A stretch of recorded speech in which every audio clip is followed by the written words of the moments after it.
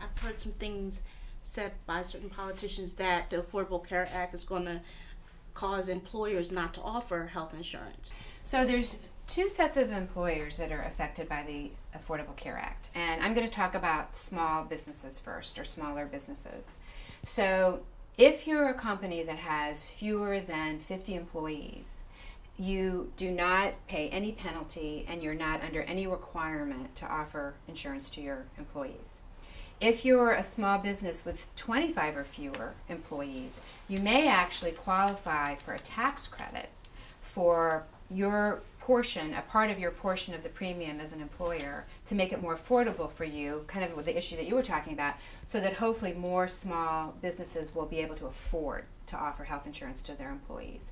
You know, from the people that I talk to, both locally and around the country, most small employers are just like you. It is disturbing to them that they cannot afford to offer health insurance to their employees. It's something that they want to do. So the Affordable Care Act really is trying to make it more affordable for small businesses. And in fact, it's estimated there's about 4 million small business owners around the country that could benefit from this tax credit. Now, for bigger employers, and that's 50 employees or greater, there is now what's called an employer mandate to offer health insurance, to offer their employees health insurance. And if they don't offer that health insurance, and if their employee goes into what's going to be called the exchange, which is going to be like an online marketplace where people can go to shop for insurance, and they qualify for a tax credit to help buy that insurance, the employer is going to have to pay a penalty or an assessment for each employee that that applies to. And that's going to be around $2,000 an employee. And so what's driven a lot of this conversation about are employers going to drop insurance is that $2,000 per employee is a lot less than a lot of businesses are spending right now to pay for health insurance. So does that mean salaries would increase? I mean, would that be such a bad thing if a lot of employers didn't offer health insurance because of the Affordable Care Act? Well, what's interesting is right now, big employers who are offering health insurance don't have to. They have made a business decision to offer health insurance. There's no mandate right now. The mandate doesn't start until 2014.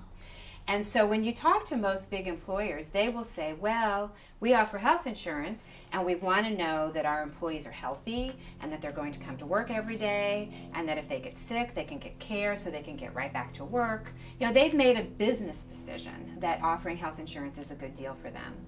So whether or not they would change that decision based on the fact that now it's less expensive is not entirely clear. But there have been a number of polls of large employers.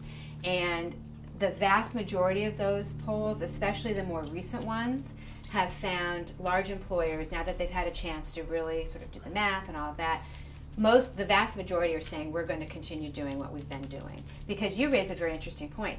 If they suddenly told their employees we're going to stop offering this health insurance benefit, I think most employees would expect to be paid higher wages. Because a big part of compensation right now is in benefit.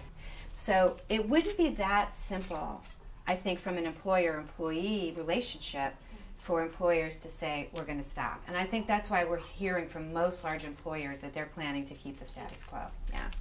And that's kind of a long answer, but it's sort of a complicated issue. Mm-hmm. Yeah. Thank you.